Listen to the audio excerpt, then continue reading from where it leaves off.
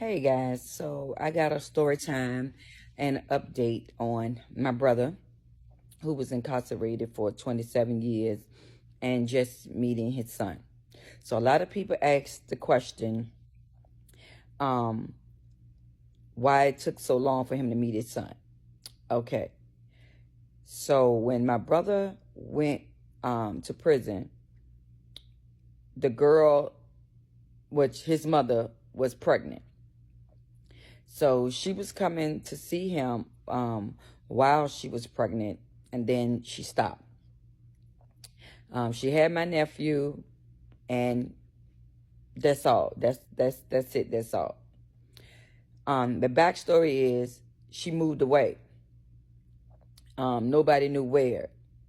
Another piece of the puzzle that when people say, well, why didn't you go look for him or whatever? He changed his name. And also, he was given up for adoption. So that was another toughie that, we was looking for Christopher Trayvon Smith, and that's not his name. We looked. My brother kept asking. It wasn't a phone call that ever went by out of really those 27 years that he didn't say, I got to find my son. I got to find my son. He would start the conversation with that, and he would end the conversation with that before the phone hung up. And all his messages, it's, I got to find my son. I got to find my son. That's all he ever wanted to do.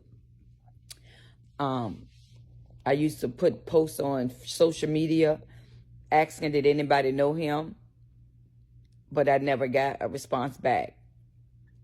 And that's because that wasn't his name. We kept looking, but we didn't know what to do after that. So fast forward 27 years later, my brother come home October 21st, 2024. And first thing he said when he was hugging me was, I got to find my son. I got to find my son. And I said, we will. Every day he would call me, he would call my cousin, and he would call my niece. And he would say, I got to find him. I got to find him. So my cousin and my niece went on a search through social media. And they ended up finding the biological mom in Kentucky.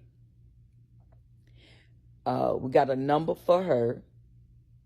And my brother spoke to her. The first thing she said was his name's been changed and that he was gay. My brother said, I don't give a fuck about that. Give me my son's number.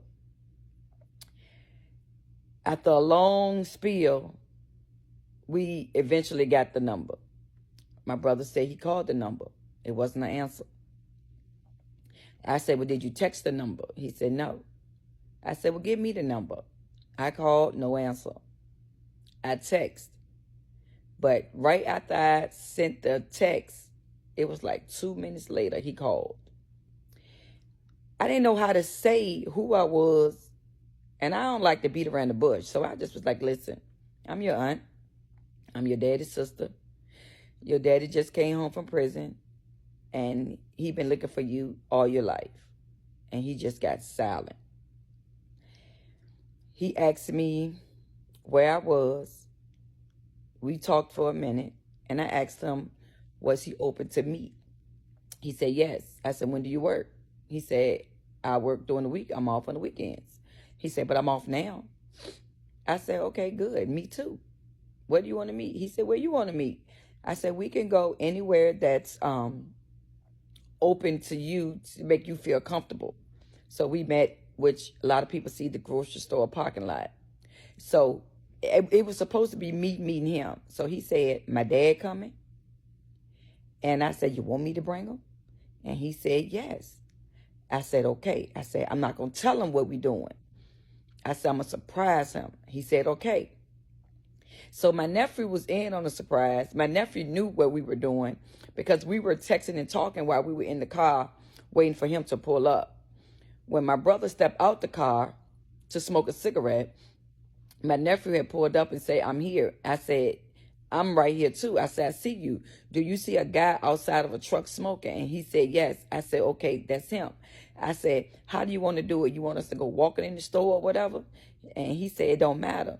So I told my brother, I said, come on, let's go in the store. I got some food stamps. I'm going to buy you some groceries. He said, okay, come on. So that's when you see us walking towards the store, which I know we won't gonna never make. So yes, I have been looking for my nephew.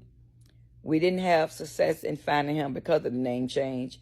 His mother moved away to Kentucky, and we didn't know.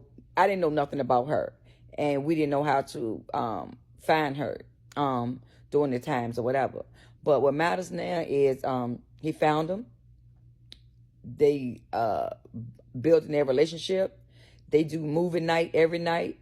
They do Tubi. They love Tubi. So every night they do a Tubi movie. And it's just amazing. I talk to my nephew every day.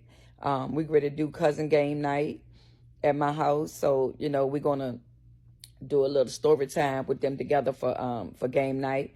But everything is great. And you guys, I swear to God, y'all have put like a heartbeat in my brother's heart, like him finding his son, and then to see all the warm wishes and thank yous and no negative comments about him finding his son. And like a lot of people might question why so long when you don't know the backstory. So sometimes before you respond ignorant, you need to know the backstory, because everything can't be told to you in a 1-minute video. So it's not my story to tell. It's part of my story to tell, because that is my brother and it is my nephew, and I do tell it with their permission, because I always ask, can I do it? And they tell me yes or whatever. So I'd rather them tell you the story, because they know more about the story than I do, and they know better than I do. How about that? They know better than I do.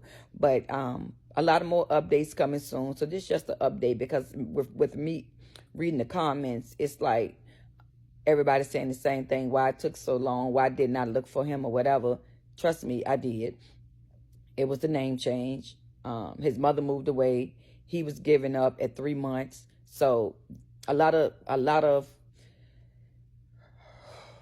was a lot of hiccups.